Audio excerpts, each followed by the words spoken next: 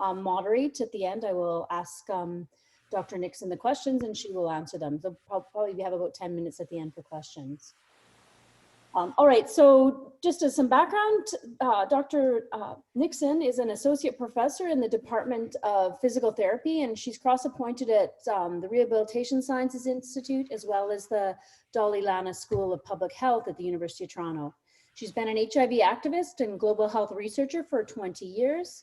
She completed her PhD in public health and bioethics in 2006 at the University of Toronto, and then went and did a postdoc at the University of KwaZulu-Natal in South Africa from 2006 to 2008. She is the co-founder and director of the International Center for Disability and Rehabilitation. Stephanie is a straight, white, middle-class, able-bodied, cisgender female of settler descent who tries to understand the pervasive effects of privilege. In particular, she explores how systems of oppression shape health research, education, and practice, and the role of people in positions of unearned advantage in disrupting these harmful patterns. Today, we're lucky to have her presenting on privilege and critical allyship, tools for unlocking meaningful action on equity, diversity, and inclusion. So welcome, Dr. Nixon. Thanks so much. Good morning, everyone. Thank you for dedicating this early hour to this important work. I sense that everyone who's joined us this morning cares about these ideas of equity, diversity, and inclusion. Some of us have it in our mandate, right? Some of it is our job to do. Others, we know that it's deeply important and are interested in getting our heads around it. And that's been my experience. That's what I'm doing today, is coming to you to share some insights, translate some ideas around equity, diversity, and inclusion, and how we might think about them that run exactly opposite to the ways that I was taught to think about them through my clinical training and through my PhD work in public health. So these are ideas that I've come to as a global health researcher, actually, over the last couple of decades. But why am I not in a better position to be able to understand and analyze how I fit into these bigger structures? And there's some interesting learning that I've had along the way, and that's what I'm hoping to share with you today, because what I've found is that these are the kinds of insights that unlock us, that unlock more meaningful action. So that's what I'm hoping we'll engage with this morning. And I acknowledge that the University of Calgary, and many of you from wherever you are, in your homes or your cars, as you're taking your kids to school, are on the traditional and present-day territories of the Blackfoot and the Treaty 7 people, including the Siksika, the Pikuni, the Kainai, the Tsuut'ina, and Stoney Nakoda First Nations, and also recognizing that Calgary is home to the Métis Nation of Alberta, Region 3. And for me, I'm sitting in my home in Toronto right now. My office is downtown. I grew up in a suburb of Toronto called Scarborough. Now here I am raising my family on these lands. So the lands I come to today for thousands of years have been the traditional lands of many nations, including the Huron-Wendat, the Seneca, and most recently, the stewards of the land right now that I'm on are the Mississaugas of the Credit. And I recognize that this meeting place, Toronto, or Takaranto, a word for meeting place, is still the home to many, many Indigenous folks, Métis, Inuit, and other First Nations from across Turtle Island, now known as North America. And it's really important for me to check in with myself so regularly on how did it come to be that I grew up on, that I now live on, that I'm raising a family on this land. What are my obligations? What are the implications? And it's those kinds of questions that we'll be engaging with today, and hopefully offering a framework for getting our heads around. And so one of the most important things you need to know about this talk this morning is that not a single idea I'm about to share with you is new. One more time.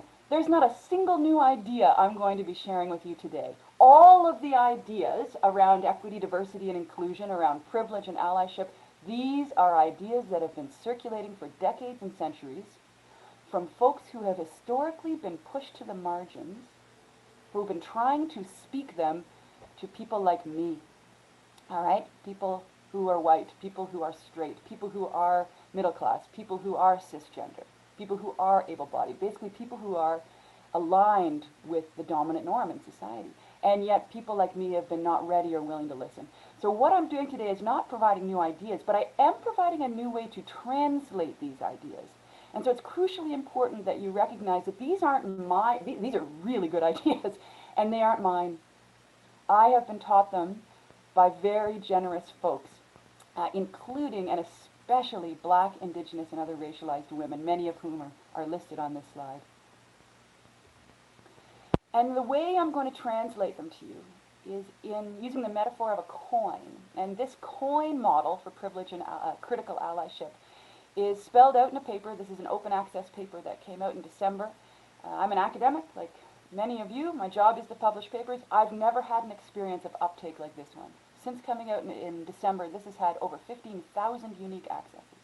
I've had quite a number of invitations like this one to come and talk about this way of translating these ideas.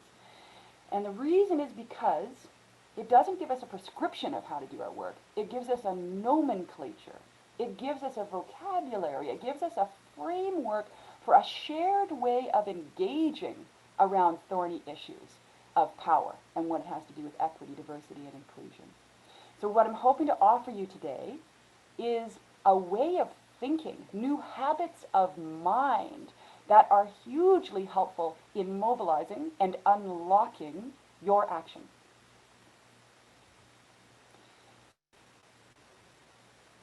And we all know, we are all teachers, right? And we all know the principles of adult education that say talking at a group of people is the least effective way to translate ideas, right? It's very low on the impact of education. And so what I want to do right now and throughout this entire session is all kinds of ways to keep your mind percolating and engaged and critically engaging with me, even if you're not speaking directly to me.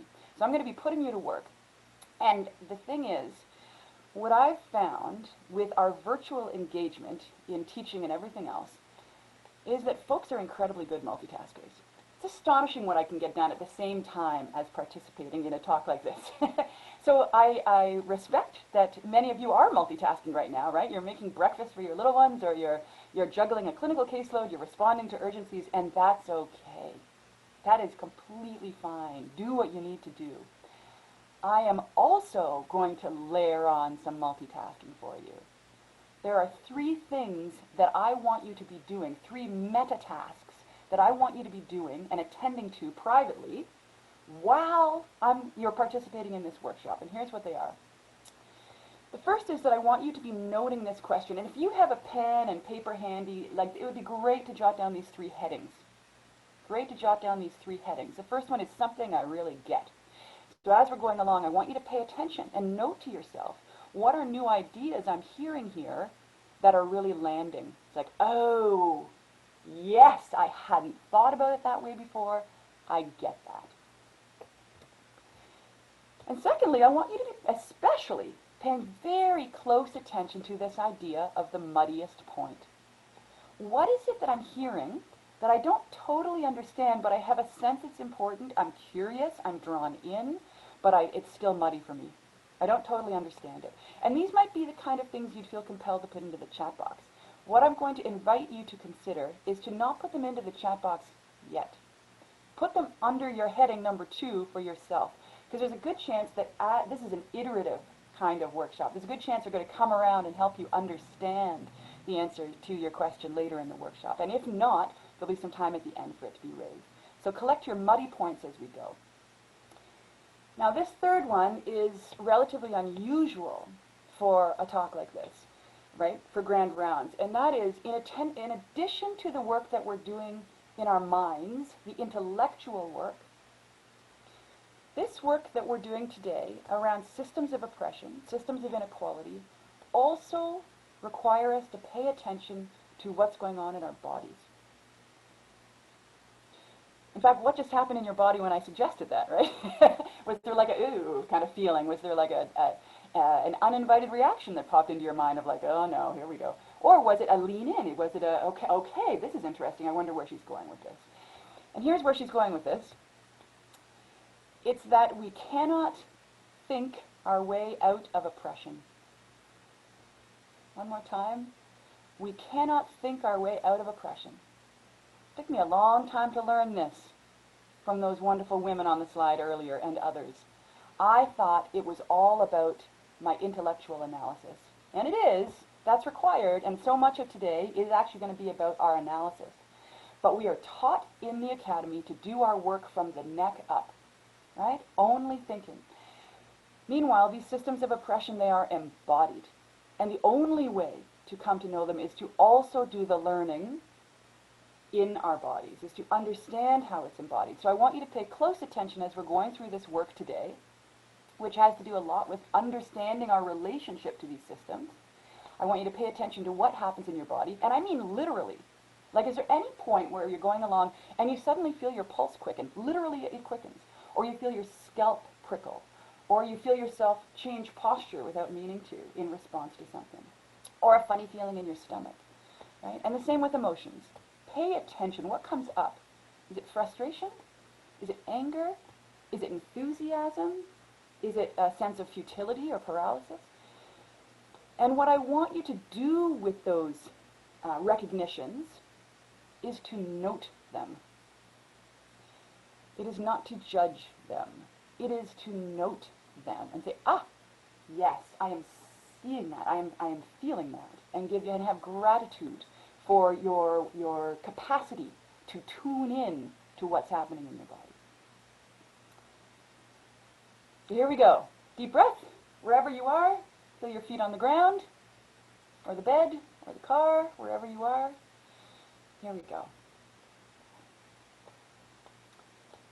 So we're going to start with an exercise that invites us to first recognize that the educational position that every single one of us is in, by definition, by being on this call today, because of who this community is quite extraordinary, right? The extent of higher education degrees that many of us hold, there are probably some who don't hold higher education degrees but have been through undergrads. This level of education is more than most folks in Canada will ever achieve, and certainly around the world. It is an elite kind of status. And this is not a trick. I'm not trying to make you feel guilty or anything like that. It's to acknowledge that we are a collection of folks who have an educational achievement that is extraordinarily high. Now, we still, all of us, have new heights that we're going to scale.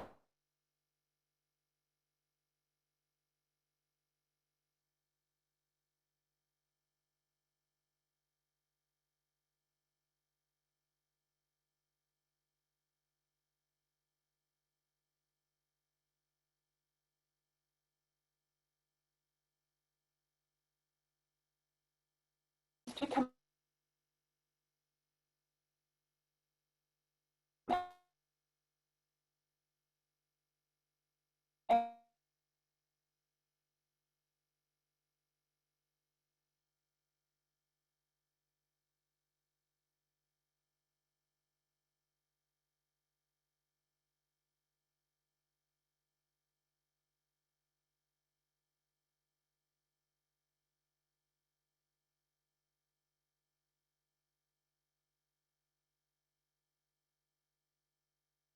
Hi, everyone. I think we've just lost our speaker, so we'll try to get her reconnected so we continue on. Just give us a second.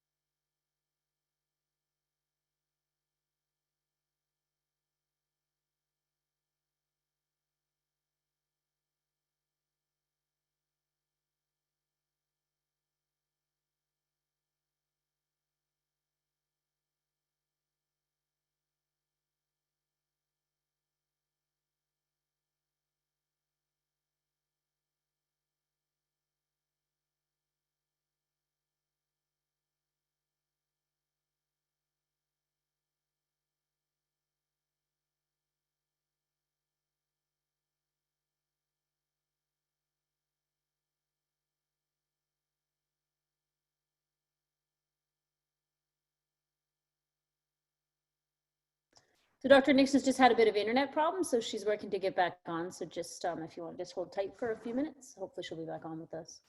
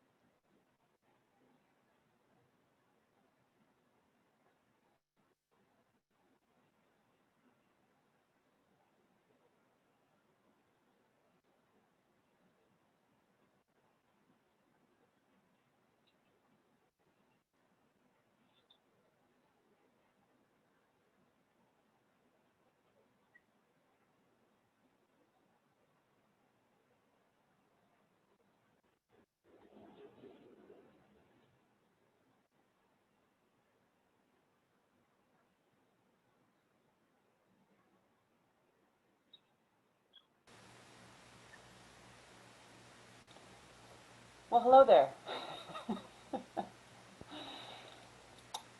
My apologies for that short break. Let me just check. Can you all hear me okay? All right. I hope everyone did something wonderful during that 4-minute hiatus. Let me call back up these slides and we'll get rolling again.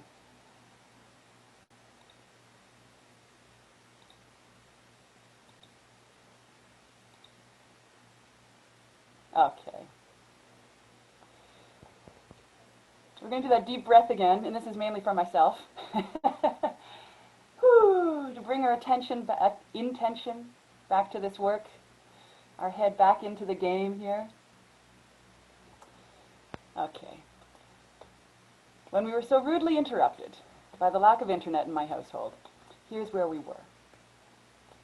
I was asking each of us to reflect back on the path that led to us being at this place of educational achievement, and thinking of one of the things that helped us to get here, but also one of the things that got in our way, or then that we had to overcome, or maybe that we're still overcoming. And I've had the chance to have this conversation with quite a number of rooms.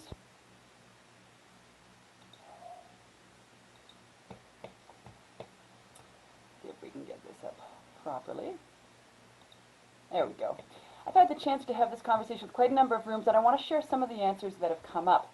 So when I've asked folks of what have been some of the strengths or facilitators, lots of folks have talked about hard work, right? And others have talked about having access to a great education, or the need to work really hard to make ends meet, and having financial support from family, or ... not. Others have talked about that being a great barrier, is not being born into a family that had the kind of wealth to be able to support a student. Having access to grants became very important. Folks talked about the importance of taking care of themselves, ... or not. This is viewed as a struggle by others. Or having a major health challenge yourself or someone in your family, and related is having access to great care. Now, other people talked about this business of being your own toughest critic and having to overcome that self-critic, or struggling to find strategies to fit in with others, not having English as a first language, having a disability or not, or the business of having too many passions and struggling to focus. Many folks have talked about mentors, having great mentors around them, seeking out great mentors. And then folks have talked about what it means to grow up and live in a place where being gay or trans or queer is not illegal, or being born in Canada or not, being black or not, being born, this is an interesting one, being born into a family that owns property or not, and how that has shaped people's journeys. And here's one more, learning to deal with setbacks and people who aren't on your side. So what's going on here? Why have I created these two lists? Because you noticed something going on, didn't you, when I was starting to share these lists? And for folks, it may be that folks are attending to this webinar only listening. If you have a chance to look at the screen now, this is one of the times where actually seeing the screen would be quite helpful. Because think back a few minutes ago, I asked you two questions and I made two lists. But very early on, you started to notice that the lists I was making did not answer those two questions. I asked what are strengths and what are challenges. But when I started reporting on some of the strengths I'd heard, I put one in the first list and I put one in the next list. And then I got down to financial support from family, which is a strength, ... or not, which was a challenge. So now I had strengths and challenge in the same answer. And as I was talking about strengths and challenges, I kept going back and forth between the two lists and frequently adding ... or not. And so what you figured out as you were listening to me rhyme off all these factors that help people to get to where they are, you started to figure out in your own minds that while I asked two questions and made two lists, these lists are not the answers to those two questions. And so the question becomes, what are these two lists of? You're like, that's why there's white space at the top of the slide, right? Because there's something that belongs there. What are these lists of? And I want you to take a moment to look at them yourself. And if we were to give descriptors to these two lists, what might they be, right? What's going on with this purple list on the left? Those are all examples of what is a like, or this list on the right. And what you're coming to in your minds right now is that the list on the left, it's quite individualistic, isn't it? These are more personal, intrinsic traits. Whereas the ones on the right are more societal, external, systemic, institutional. And there's another piece to this, isn't there? With this online teaching, I've become incredibly good at mind reading. And what I can tell right now is that not all of you, but many of you are also saying that that's not it. That in addition to that, there's something about control or choice.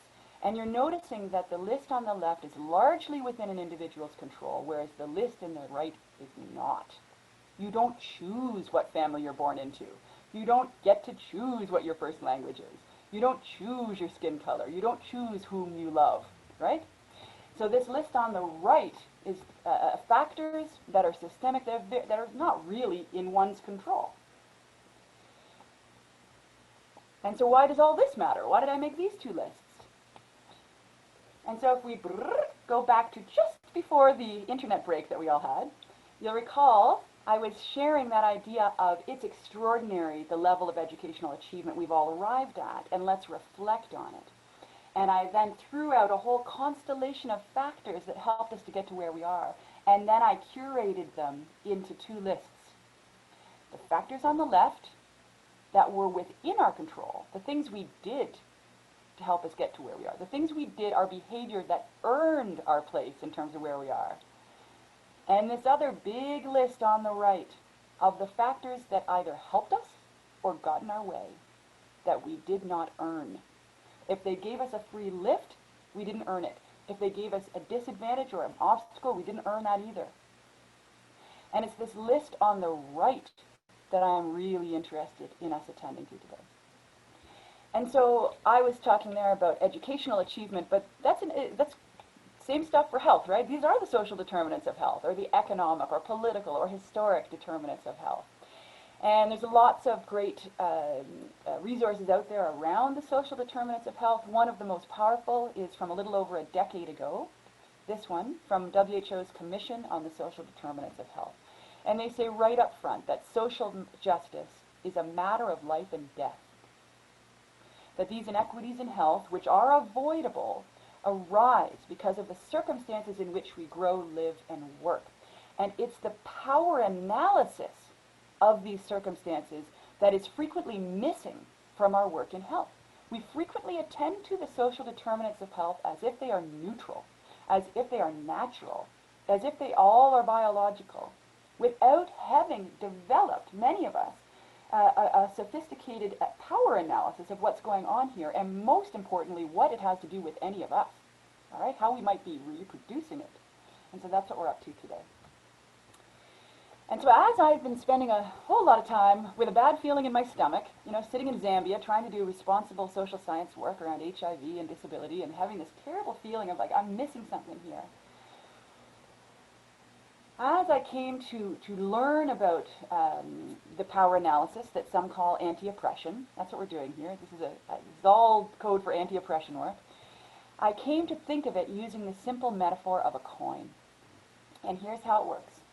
The coin itself, and then the top and bottom of the coin. The coin itself is a metaphor for a social system, a big pattern like the list on the right, a big social historic pattern that structures society, that either gives an unearned advantage or an unearned disadvantage. These coins have structured society. We are in society. There's no opting out of these coins. We might not know about these coins, but it doesn't mean they don't structure us. We cannot opt out of these coins. We are part and parcel of them. We can either reproduce them or we can resist them, because these are systems of inequality. These patterns are unfair. And if, just because of who you happen to be, the color of your skin, whom you love, the way you move or think or talk, right, ability, because of these things that are just the way they are, if the way that we relate to the coin is that it gives you a benefit that others don't, that you didn't earn, I talk about that as top of the coin. And the exact opposite is also true. If just because of who you are, this social structure or coin gives you an unearned disadvantage, I talk about that as bottom of the coin. And what are the names that I give these positions of the top and bottom of the coin? In this model, I call the top of the coin privilege and the bottom of the coin oppression. The coin is not individuals, it is a social structure we're all socialized into. Unearned advantage from the coin, privilege. Unearned disadvantage, oppression. Now you will hear the language of privilege and oppression used in slightly different ways in other contexts, and it'll probably be right? I am electing to use it in a very specific way in this framework because my experience has been that for the most part in health, we do not have a well-conceptualized understanding of privilege. And so that's what I'm trying to offer here, a way for us to understand and talk to each other, to be able to grapple with these thorny issues once we have these building blocks for engaging. So next insight. It's not that there's one coin for all privilege and oppression. It's that there are many, many, many different coins, all these different systems of inequality that operate in particular ways, that interlock, but the techniques of these systems are novel. And this matters not just for our educational position, but because these are the forces that also shape who's healthy. These coins shape who's injured, who accesses care. In many cases, these coins shape and sometimes determine who lives and who dies. This is no small thing for health, right? This is extraordinarily important. These are the avoidable health inequities that WHO's Commission on the Social Determinants of Health were pointing us to.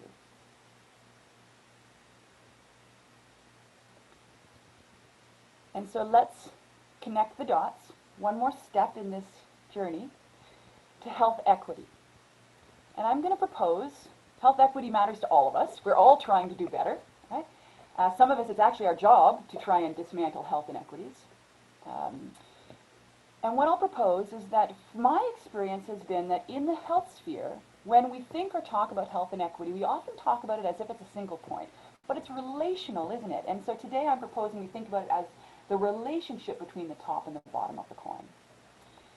And when we think about health equity, or read about it in an article, or talk about it in a health promotion program, or teach it in our classes, I'm asking you a question now for you to call up in the front of your head. You don't need to put this in the chat box. This is for you to call up in the front of your own head. What are the common terms we use for folks on the bottom of the coin whose health is worse because of the unfair disadvantage they receive from the coin? One more time. What are the common terms we use to describe groups of people on the bottom of the coin, general terms for groups of people on the bottom of the coin whose health is worse because of these systems of inequality? See if you can get 3 in your head. Yes. Yes. Marginalized populations, disadvantaged groups, high-risk groups, key populations, priority neighborhoods, hard to reach, hard to serve, and on and on and on the list goes, right? Let's turn our attention to the top of the coin. What's the corollary? What are the really common terms that we have when we think about the groups of people whose health is better because of the unearned advantage they receive from these same systems of inequality? And I'll propose that if you're struggling to think of any, that's me too, that we actually don't have a nomenclature, right? And it's even strange to imagine what it'd be, like unfairly advantaged groups, free lift populations. Like, we actually don't have a language for groups on the top of the coin in the way we do in the bottom of the coin. In fact, we disappear or invisibilize that there is a top of the coin in a lot of our equity work. And I'll go one step further to say we don't just invisibilize or disappear the top of the coin. Frequently when we do health equity work, we disappear the coin itself.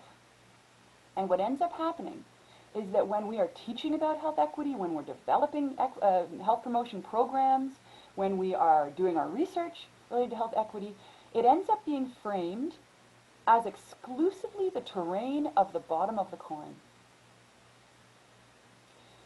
One more time. When we do work on equity, we have been socialized to frame it as only the bottom of the coin. And so the question becomes, why is that bad? What are the implications for health equity? Why is it completely counterproductive for equity if we frame it exclusively as the bottom of the coin? And try and do this work in your head. Why is that so bad? Why is it actually sending us backwards to do that? And I'm going to distill all of the good ideas I am reading in your minds into two. There's more than these two, but here are the two that I'm going to distill them into today. The first is that it limits the thinkable solutions to those that address the problem of the bottom of the coin, and not the coin or the top of the coin. In other words, what we frame as the problem in the first place instantly sets the universe of possible solutions that will follow. If we only frame the problem as the bottom of the coin, we will only ever come up with solutions to address the problem of the bottom of the coin.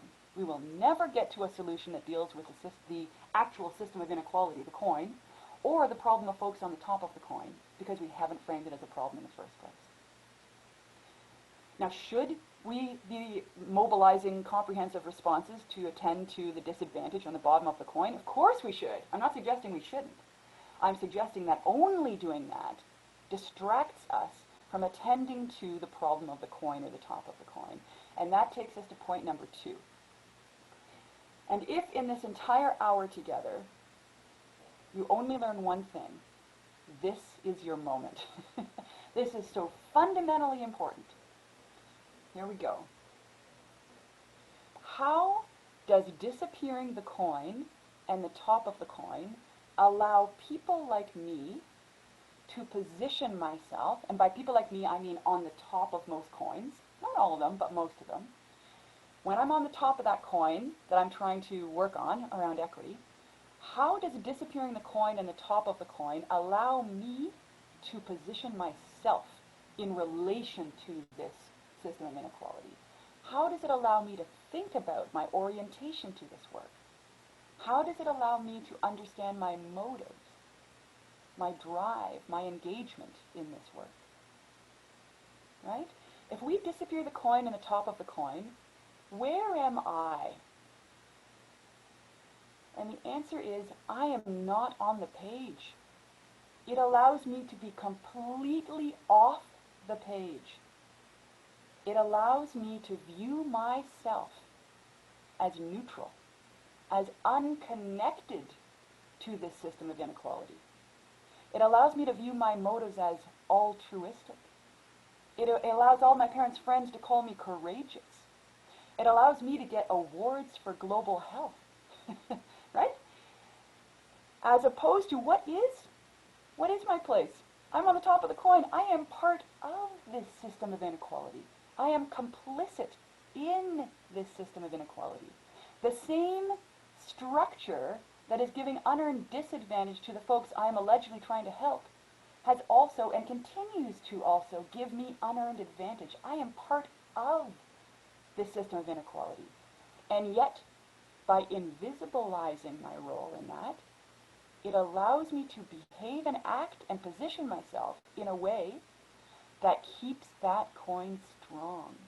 It positions me as the expert and folks on the bottom of the coin as needy, in need of my help. Meanwhile, what's the bottom and the top of the coin? It's not expert and needy. It's unearned advantage and unearned disadvantage. And who has the expertise? Folks on the bottom of the coin frequently don't even know, top of the coin, frequently don't even know there's a top of the coin. Our expertise is terrible most of the time regarding how these systems work. Whereas the folks on the bottom of the coin see it so clearly, day in, day out. These are the folks who have been leading the movements historically and present day to change these systems of inequality. Yeah?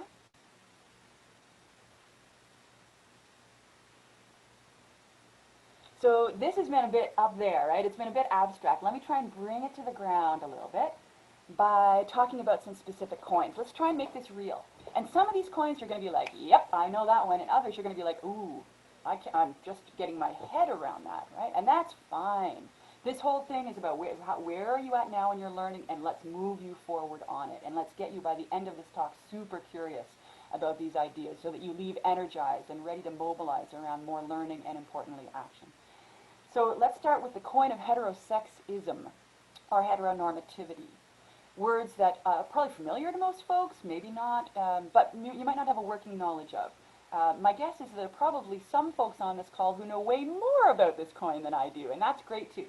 So let's start with the definition. Heterosexual, right? Heterosexual, having romantic or loving attraction to someone of the opposite sex. Assumes a gender binary, so someone of the opposite sex. Heterosexism is the big societal norm, historically created norm that we're all socialized into in some societies, that views being heterosexual as the only right way of being, as the normal way of being, as the default, such that I happen to identify as straight. I didn't choose to be straight, I just am. And what that means is that day in, day out, I get to see my way of being valorized, made normal and welcomed in popular culture, enshrined in law. I get to walk down the street with my partner, who's a man, in safety. And folks on the bottom of the coin do not enjoy those same benefits. I did nothing to earn those benefits. I might not even know I'm getting them, but I get them nonetheless. Now let's check in here. Am I talking about good or bad people? I am not, right? I am not saying that folks on the top of the coin are bad and folks on the bottom of the coin are good. I'm not saying that. What is the top and the bottom of the coin? It's unearned advantage and unearned disadvantage.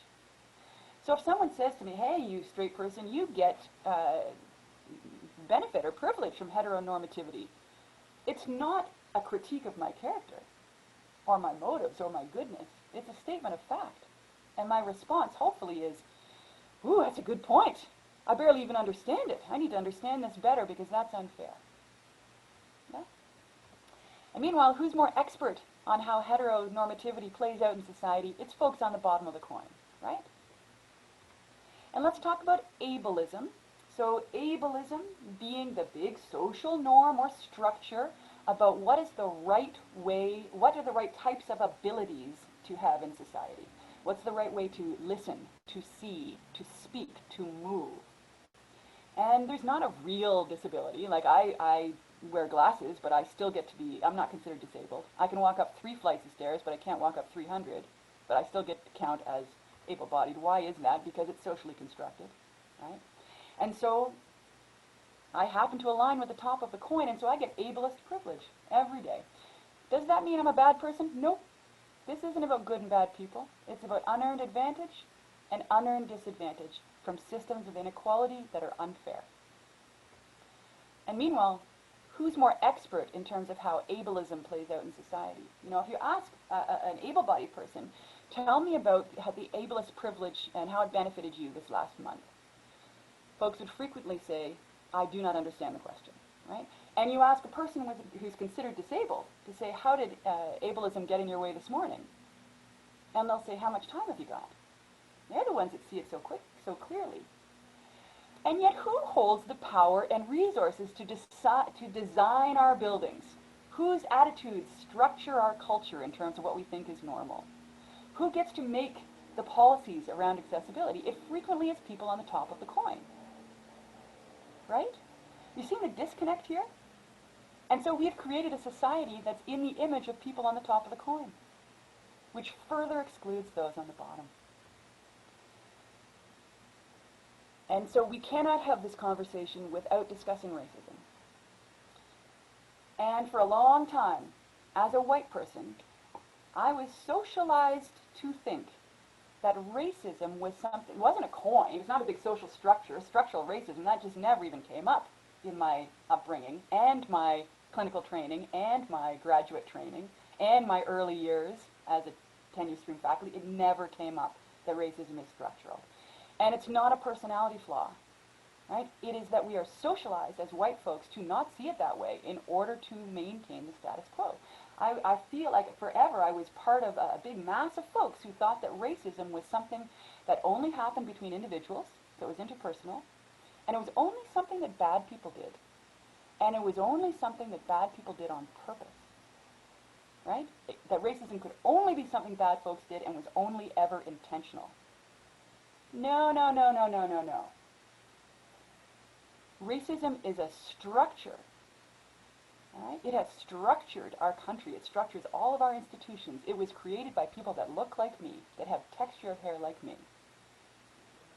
Several hundred years ago, in order to justify the dehumanization and subordination of people whose skin was darker than mine, who their texture of hair was different than mine, in order to justify colonization and slavery.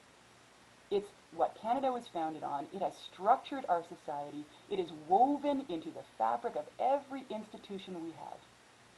And yet, we have been socialized, especially white folks, to not see it. And so, if someone says to me, you get white privilege, and even if they say it with an angry voice, you get white privilege, it's not a critique of me. It's a statement of fact. That's true. I do, and I am working really hard to come to see it so that I can stop reproducing it, so that I can interrupt it, so I can interrupt my complicity with this structure. And who is expert in how it operates in society? It's folks on the bottom of the coin, right? And yet, who holds the power and resources over our institutions that reproduce racism every day that we can see so clearly, right? By the disproportionality, like the lack of diversity, which is code for the overrepresentation of white folks in our student body, in our faculty, especially in positions of power. That's not a coincidence, right? It's every institution for the most part. How did it come to be that way, and how are we complicit in unwittingly reproducing this?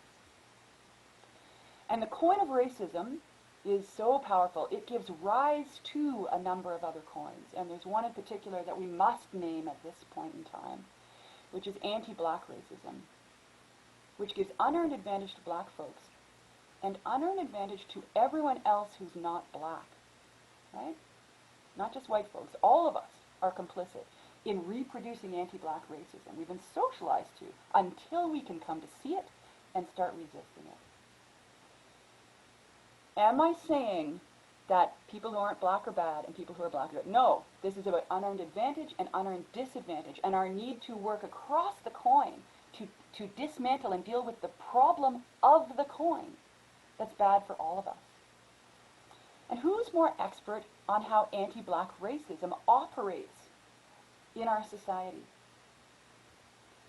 But who holds the power and resources to actually mobilize change, to make way, to make room? And so this is, I'm on the top of this coin, and so I'm constantly learning from folks on the bottom of the coin, and I was so buoyed, I was so uplifted when I saw this awesome letter in the middle of June from the Black Graduate Students Association, tweeted out by your Black Medical Students Association at University of Calgary. Bottom of the coin, speaking to the folks holding the power on the top, saying, here's what we need to do. It's a recipe, right? We're telling you, we've got this expertise, we're pulling it together, we're telling you what needs to be done. We don't hold the power to mobilize this, but we've got the expertise. And we want to work with you in positions of power to work together to dismantle anti-black racism within our institution.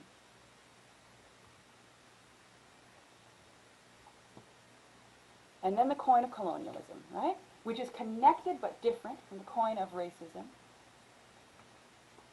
which we know gives unearned advantage to Indigenous folks. And that same coin gives unearned advantage to settlers, anyone who's not Indigenous. And this is so important at our own institutions. And one of the things I'm at risk of doing with this oversimplified model, right? The beauty of the coin model is it's so simple. One of the great vulnerabilities of this model is it's overly simple. So let's be clear here. The bottom of the coin, Indigenous folks, on the top of the coin, settlers, we're really good at thinking of Indigenous people as if it's a monolith. It's not, right? There's extraordinary diversity.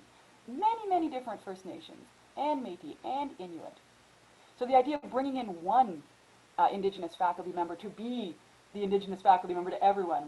I'm on so many committees where there's the one Indigenous person there who the folks on the top of the coin expect to be able to speak for all, right? Of course not the case. Of course not the case. And yet, on the top of the coin, we've got the power to see that and to make way, to make room, to realize we need a critical mass of folks on the bottom of the coin. Because what we've got here is a beautiful combination. We've got folks on the top of the coin who are extremely powerful, that's me, and have safety. I am able to translate these ideas in ways that folks on the bottom of the coin can't because of the safety I walk in, because of the body I'm in.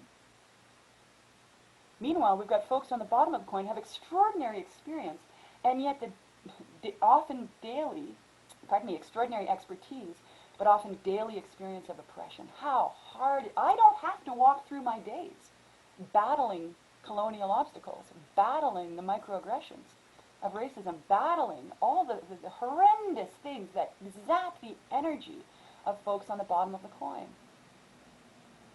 And so what we need to be thinking about is how we bring together folks with the power on the top and folks with the expertise on the bottom to work in solidarity against the problem, which is the coin, and how it's reproduced in our institutions, in our clinics, in our classrooms, in our labs.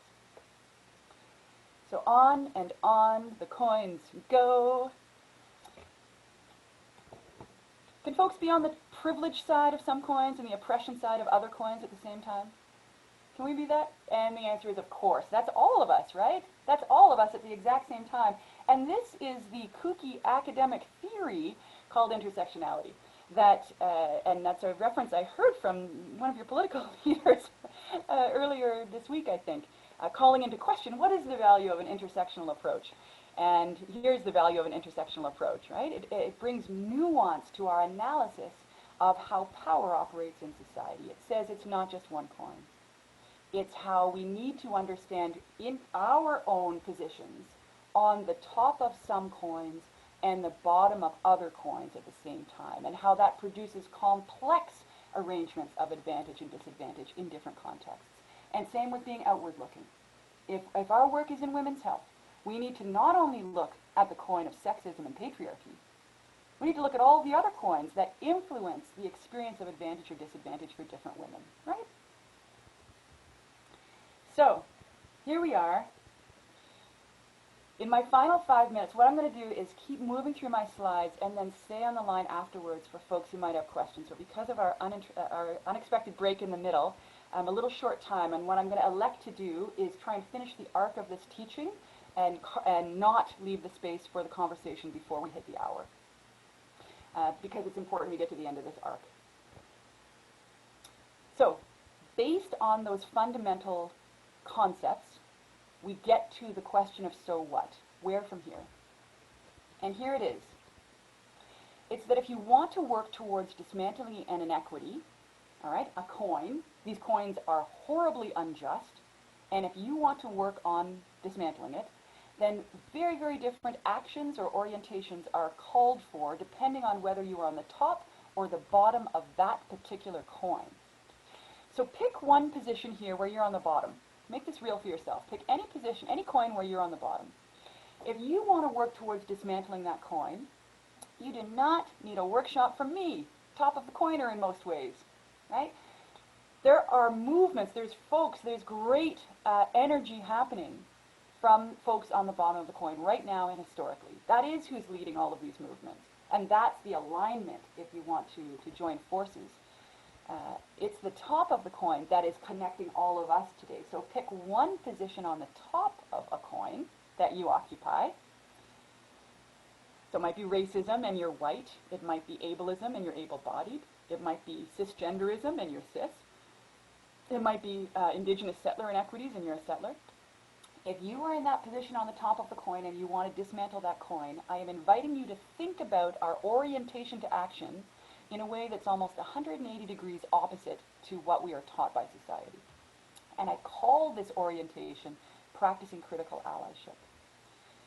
And what it is it views this notion of allyship as an active, consistent, and arduous practice. So this is not about a moment, it's not about an identity, it is about habits of mind that have to do with unlearning and reevaluating, in which a person on the top of the coin seeks to operate in solidarity with folks on the bottom of the coin to address the problem of the coin. And this may sound normal. You'll be like, yeah, I think I do that. It's like, no. Here's what we're taught to do. We are taught that if you're on the top of the coin, you are the expert, and you need to rush in and help or save or fix the needy people on the bottom of the coin. I'm proposing quite a reframe. And being able to understand that there is a coin and that we're positioned on the top of it is what makes this reframe possible. So here's me Before, first 15 years, global health researcher, I, top of coin, use my expertise to help marginalized populations deal with health inequities. Here's the reframe I'm inviting you into, and it's 4 bullets that are coming to you now. I, top of coin, see and understand my role in upholding systems of oppression that create inequities.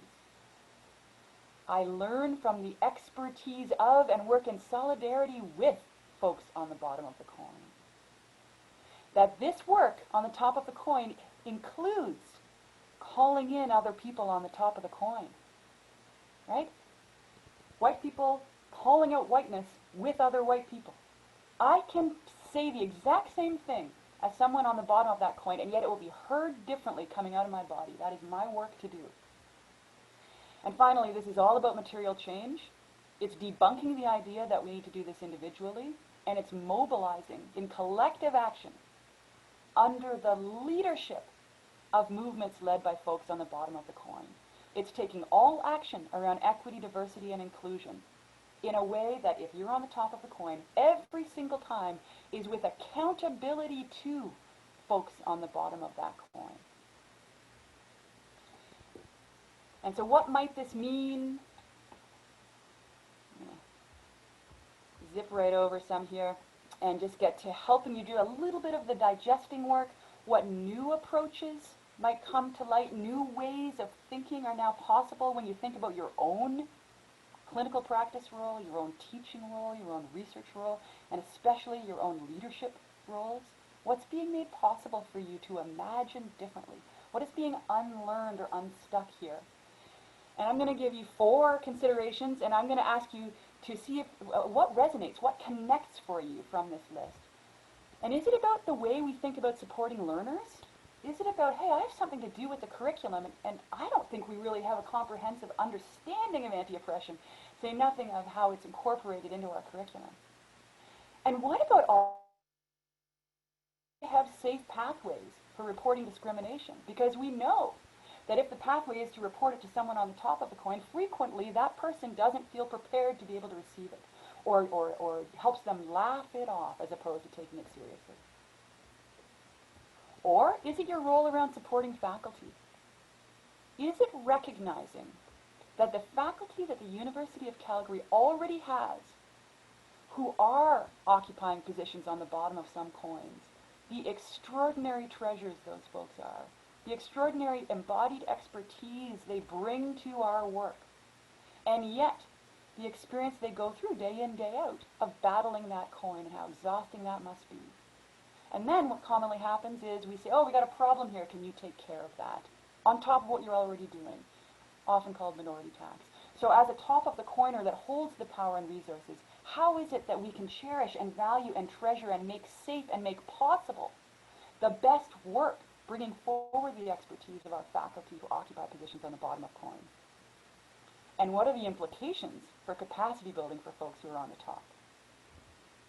2 more. When we look across our workforce, who's overrepresented, who's underrepresented, and how do we know? How do we know? Might there be a place for the physician diversity census? And how can we be transparent in how we're trying to address this? And if all of these things we know will make us better, you know, if that's the carrot, there's also the stick, which is in what ways is it actually required for us to do this in order to be able to show meaningful progress for accreditation standards? So I'm going to close with 2 quotes. And the first comes from an Indigenous, it's frequently credited to an Indigenous woman named Lilla Watson. And you'll often see this quote in talks like this. And it's because it's the spirit of this work, it's the spirit of the reframe, which is, if you've come here to help me, you're wasting your time. But if you've come because your liberation is bound up with mine, because these systems of inequality are bad for all of us, then let us work together. And finally, a call to action from a physician.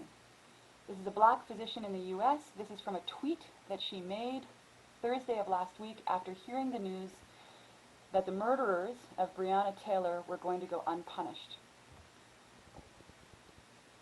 And she calls to all of us. And I would say this is for all of us in healthcare too. All of our institutions are structured by these coins. And in particular, she's talking here about the coin of racism and anti-black racism, where she's saying to all of us, no more allies, please. Give me anti-racists. Give me co-conspirators. Give me abolitionists. Give me action, not platitudes. Give me resistance, not complacency. Give me change, not excuses.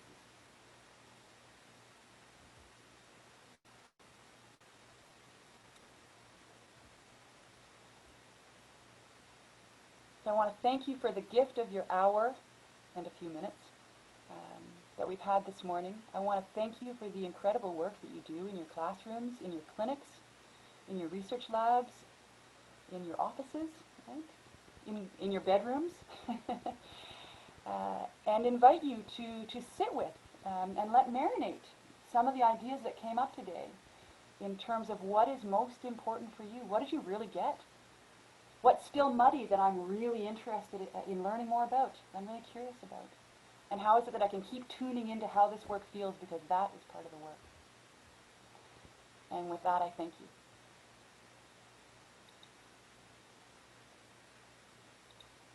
you. Thank you so much. Maybe we'll give people just a minute, those that have to sign off. I'm going to have to sign off myself shortly, and we'll open it up for anyone that wants to stay on and ask questions. Are you able to see the chat box, Stephanie? I am.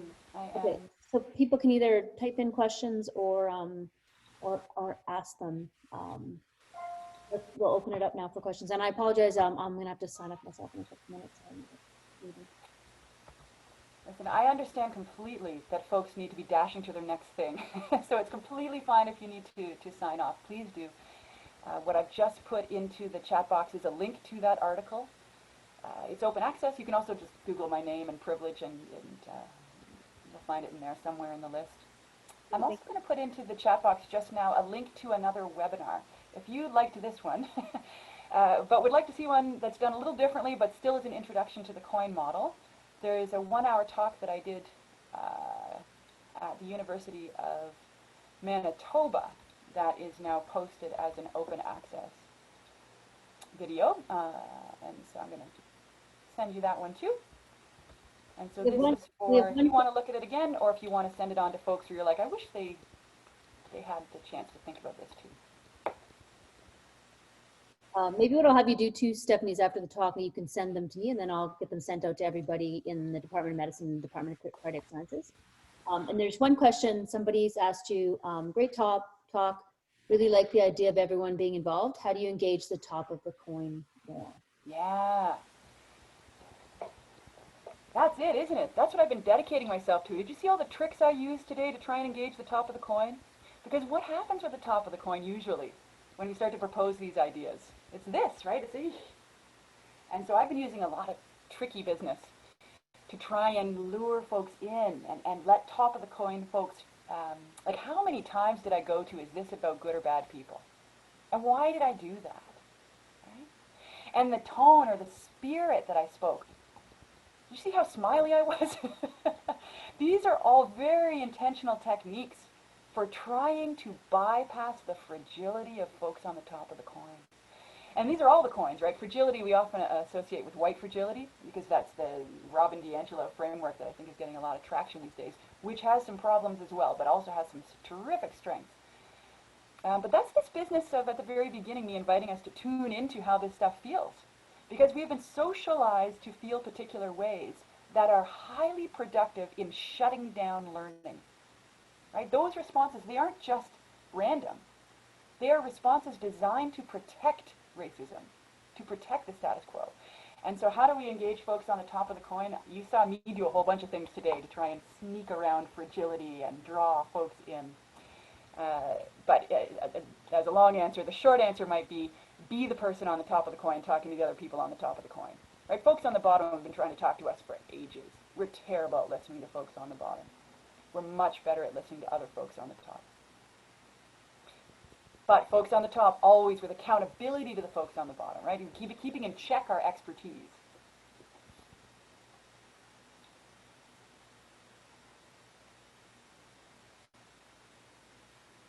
It's a very thoughtful group of folks. Look at all these kind remarks in the chat box. So for folks on the call who are on the top of the coin of racism, and especially or anti-black racism or anti-indigenous racism, I'm on the top of all of those, and I've been doing a lot of work talking to other white folks, talking to other settlers, about how ought we to think about this. If that's a conversation that you're interested in having, please reach out. No one made that offer to me my entire career, and yet it's so fundamental to the way that we do our work. And so that's a conversation I'm making possible all over the place. I welcome you to be in touch if we want to talk about what is our work as settlers, what is our work as white folks, and when those two are put together, what's our work as white settlers. Yes. Great point, Doreen. Is this the Doreen that I see on Twitter all the time, saying fantastic, helpful things? I think it is. Wow. Imagine having you in the room. Ha. Yeah, I love, Lisa Richardson. I've learned so much from Lisa Richardson, who's an Indigenous physician at the University of Toronto. And the great point was just made by Doreen about the idea of self-determination. Right. Like what we're socialized to think about as the top of the coin is that we have this irrational sense, like it doesn't follow, but that we are experts and entitlement and access. That we are the right ones to be taking care of folks on the bottom of the coin. That we should be wading into every debate. We should be writing those op-eds because we don't know we're top of the coin, because we are in those positions of power that we think we got to purely on our merit, that we are actually better. We are better positioned to solve the problems of those people on the bottom of the coin. And so some of the language that we hear trying to interrupt that is around self-determination. Right? And that's our role on the top of the coin. That self-determination is linked to the language I was using, which is always with accountability to folks on the bottom of the coin. And some of you may know that in coming to do this talk, that was really important to me. I can't be a white person straight person from Toronto showing up and teaching everyone about anti-oppression without checking in with Black and Indigenous and other bottom of the coin folks at the University of Calgary. To say, do you even want me here? What special messages do you want me to advance? Deploy me. I am accountable to you, right?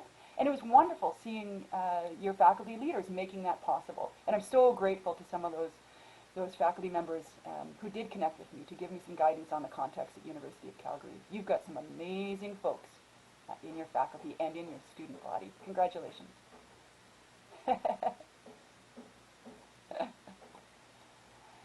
All right, I'm going to hang around